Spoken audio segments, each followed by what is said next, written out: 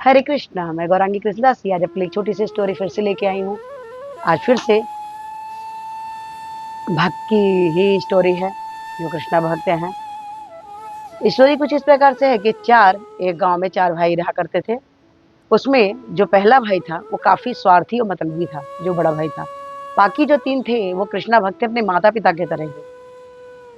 कृष्णा की बहुत सेवा करना, पूजा करना, सब कुछ मिलके तीनों भाई किया करते थे। बड़ा भाई तीनों भाई को पे शासन किया करता था। और उसने क्या किया कि उनके पिताजी का एक बहुत पुराना जमा-जमाया बिज़नेस था और चारों भाई मिलके उसमें कार्य किया करते थे।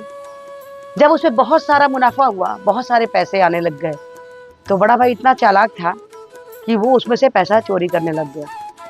चोरी जो कर के वो अपने बैंक बैलेंस बनाना चालू किया और ये बात का तीनों भाइयों को खबर नहीं था। जब उसके पास कुछ पैसा इकट्ठा हुआ, तो कुछ समय के लिए वो बोल के अपने भाइयों से झूठ बोल के शहर के बाहर गया कि मैं बाहर जा रहा हूँ, मैं कुछ समय बाद आऊँगा। भाइयों ने सोचा ठीक है, भैया कार्य के लिए बाहर जा रहे हैं तो अच्छी बात है, वो चले गए। और भाई लोग अपने भाई का वेट कर रहे थे और बड़े ईमानदारी के साथ में बिज़नेस चला रहे थे और पैसा आता ही जा रहा था। काफ़ी लंबा समय बीतने में भी भाई जब वापस नहीं आया, तो इन लोग को शक हुआ कि आखिर भैया इतने समय तक क्यों नहीं आए? क्योंकि कुछ 8 महीने उनको गए हुए शहर से हो गया था। इतना लंबा वो कभी भी शहर के बाहर नहीं गए थे। छोटा भाई थोड़ा-सा समझदार था, उनमें सबसे छोटा था, वो थोड़ा समझदार था, तो बोलता है, "कहीं ऐसा तो नहीं है भैया ने कहीं अपनी अलग घर बना ली है?" तो वो दोनों भाई बोले, "नहीं, नहीं ऐसा नहीं है, वो आएगा, कोई काम में ज़्यादा बिज़ी हो गया होगा, कोई दिक्कत नहीं है।" इंतज़ार करते-करते एक बार उनके गाँव में एक बुजुर्ग दादाजी आए और उन्होंने बोला कि, "बच्चों तुम्हारा भाई कहाँ है?" तो बोले, "दादाजी भाई भैया तो बाहर गए हुए हैं, शहर गए हुए हैं और बस आ जाएँगे।" "तो कब का गए हैं?" तो कुछ दिन हो गया, बच्चे बताना नहीं चाहते थे, लड़के भाई छोटे जो थे बताना नहीं चाहते थे, इतना समय हुआ। और दादाजी मुस्कुराए और चले गए। उसके बाद फिर दूसरे दिन दादाजी आए, "क्या हुआ कुछ खबर आई?" "नहीं आई।" "अच्छा।" ऐसा करते-करते 1 मंथ और बीत गया। दादाजी ने बोला, "मेरी बात मानोगे?" "हाँ।" "कौन से शहर गए हैं?" तो मैंने बोला, "कलकत्ता।" "कलकत्ता गए हैं।" "मेरा वहाँ पोता रहता है, आप वहाँ जाओ, आप भी घूम के कलकत्ता आओ और दुर्गा पूजा का समय है, घूम के आओ।" तो वो छोटा भाई बोला कि सबसे जो छोटा था, वो लास्ट वाला बोलता है कि, "भैया लोग तो नहीं जा पाएँगे, मैं ही चला जाता हूँ, अकेले घूम के आता हूँ।" तो सेकंड नंबर का भाई बोला, "नहीं, नहीं, मैं भी चलता हूँ, हम दोनों चलते हैं। तुम" जो बड़ा भाई जो मतलब दूसरे नंबर का था, "ठीक है, तुम लोग जाओ घूमने के लिए, मैं यहीं रुका हुआ हूँ।" वो दोनों भाई जाते हैं शहर कलकत्ता।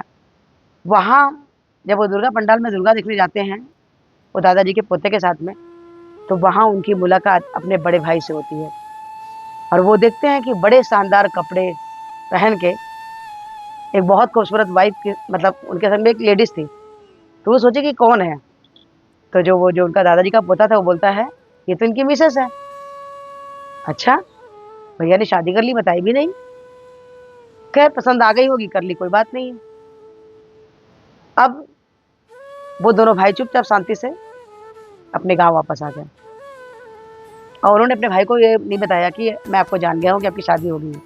वो वेट करना चाहते थे, देखना चाहते थे कि कब तक आखिर भैया बताएँगे। लेकिन आज 2 साल का समय बीत गया और अभी तक भाई ने उनकी कोई खबर नहीं भेजी और ना ही गाँव वापस आए हैं।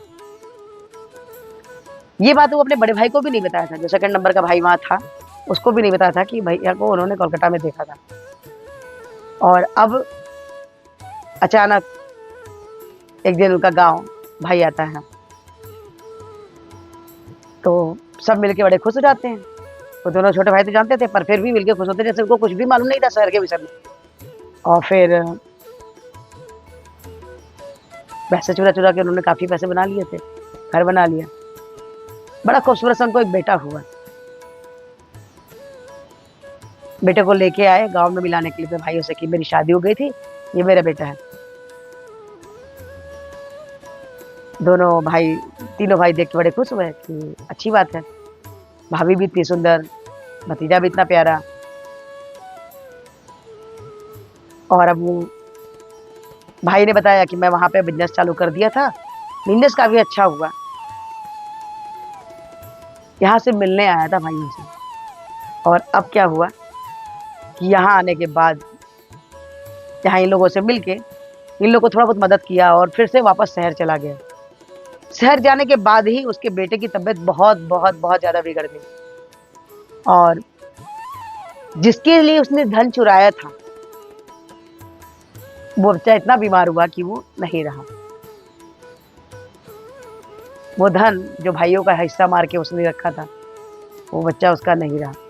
वो बहुत दुखी हुआ और बहुत रोने लगा। वापस से गांव आता है और अपने भाइयों से माफ़ी मांगता है कि मुझसे गलती हो गई, मैंने तुम्हारे ही बिजनेस से बहुत सारे पैसे चुराए थे और अपना एक बड़ा घर, अपनी शादी, अपना बच्चा, सब मैंने किया। और जिस बच्चे के लिए मैंने इस धन को चुराया था कि मैं अपने परिवार को देखूंगा, आज वो धन भी मेरे पास नहीं रहा, वो घर भी मेरे पास नहीं रहा। तो तीनों भाई मिलके अपने बड़े भाई को क्षमा किए और फिर से अपने भाई को अपने साथ रखते हैं और उनको बोलते हैं कि भैया आप भी कृष्णा भक्ति करो और आपका भी सब कुछ मंगल ही मंगल होगा। बड़ा भाई छोटे भाइयों की बात को मान के फिर से गांव में रह के फिर से साथ में मिल के वो चारों भाई मिल के फिर से बिजनेस किए। बिजनेस तो वैसे भी चल रहा था और अच्छा चलने लग गया, और कृष्णा कृपा के साथ उनको फिर से अपनी पुरानी फैमिली मिल गई। ये छोटी सी स्टोरी आपको कैसे लगी? अगर अच्छी लगी तो लाइक कीजिए, शेयर कीजिए, सब्सक्राइब कीजिए। और हमारी ये वीडियो के शुरू से एक और प्रियम प्रार्थना है कि हमारे पूर्ववर्ती आचार्य श्रील प्रभुपाद ने हमें हरे कृष्ण महामंत्र जपने के लिए बोला है, जो कुछ इस प्रकार से है: हरे कृष्ण कृष्ण कृष्ण हरे हरे, हरे राम राम राम हरे हरे। तो हरे कृष्ण महामंत्र जपिए और कृष्णा के सबसे प्रिय बच्चे बन जाइए। आज से ये एक माला जप के देखिए, आपके जीवन में बहुत सारी चेंजेस आने चालू हो जाएंगे। जैसे ही चेंजेस आने चालू हो, एक से 2, 2 से 4, 4 से 8, 8 से 16 माला चालू कीजिए और कृष्णा के सबसे प्रिय बच्चे बन जाइए। हरे कृष्णा, राधे राधे।